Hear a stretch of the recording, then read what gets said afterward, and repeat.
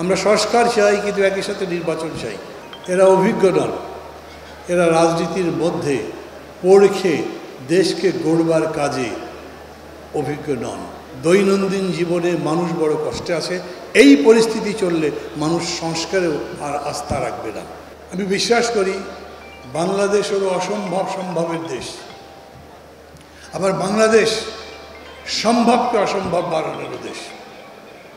রাজনৈতিক সিদ্ধান্ত যদি ভুল হয়, কর্মপদ্ধতি যদি যথাযথভাবে বাস্তবায়ন করা না যায়, তাহলে অনেক বড় সম্ভাবনারও মৃত্যু হয়। যেমন করে সোনার বাংলা গড়বার স্বপ্ন এখন আর কেউ সেরকম করে বলে না, কিন্তু আজ যে নতুন বাংলাদেশ গড়বার স্বপ্ন মানুষের চোখে ফুটেছে স্বয়ংক্রিয়ভাবে, নিজে থেকে, আন্দোলনের মধ্যে থেকে, রক্ত দিয়ে, জীবন দিয়ে, সেটাকে ব্যর্থ হতে দেওয়া যাবে না। আর এটার সাফল্য নির্ভর করছে এখন কেবল আবেগে নয়, রাজপথের লড়াইয়ে নয়, যুদ্ধের ময়দানে নয়। এখন এটার সাফল্য নির্ভর করে আমরা কত যোগ্যতার সাথে, কত সঠিকতার সঙ্গে এই দেশকে গড়তে পারি। দেশ পরিচালনার সামনের দিকে নিয়ে যাবার দায়িত্ব এখন অন্তর্বর্তী সরকারের হাতে, যেহেতু তারা ক্ষমতায়। কিন্তু এটা ঠিক, এরা অভিজ্ঞ নন, এরা রাজনীতির মধ্যে পড়ে দেশকে গড়বার কাজে অভিজ্ঞ নন।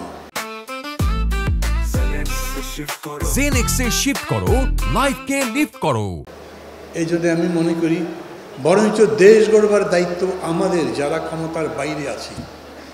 এটা যারা ভেতরে আছেন তাদের বোঝা দরকার, যারা বাইরে আছেন তাদেরও বোঝা দরকার।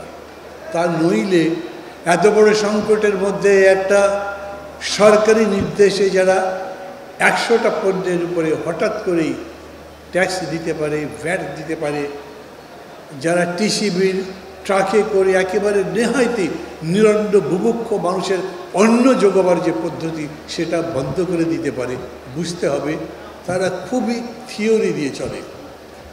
তারা থিওরি চাইতে বড় যে প্র্যাকটিস, যেটা জীবন, সেই জীবন বোঝে না। তারা অর্থনীতির বড় বড় সংজ্ঞা বোঝে, কিন্তু অর্থনীতিতে মানুষের দৈনন্দিন জীবনযাত্রার হিসাব বিকাশ সেটা ভুলে যান। দৈনন্দিন জীবনে মানুষ বড় কষ্টে আছে। এই পরিস্থিতি চললে মানুষ সংস্কারেও আর আস্থা রাখবে না। ওই যে বলে না, কবিতার মধ্যে আছে, ক্ষুধার্ত শিশু চায় না স্বরাজ, চাই দুটি ভাত একটি দুধ। এইরকম মানুষের মধ্যে সেই আকাঙ্ক্ষা তৈরি হচ্ছে। অতএব আজকের এই সম্মেলন, কনফারেন্স এটাও দাবি করুন, আমরা সংস্কার চাই, কিন্তু একই সাথে নির্বাচন চাই। আমরা যত তাড়াতাড়ি সম্ভব, যত যোগ্যতার সাথে সম্ভব সংস্কার করে নির্বাচন চাই, না হলে দেশ আরও বড় একটা সংকটের মধ্যে পড়তে পারে। আমি বিশ্বাস করি এবি পার্টি কেবল আবেগ দিয়ে তৈরি হয়নি, এটা আমি স্বীকার করি।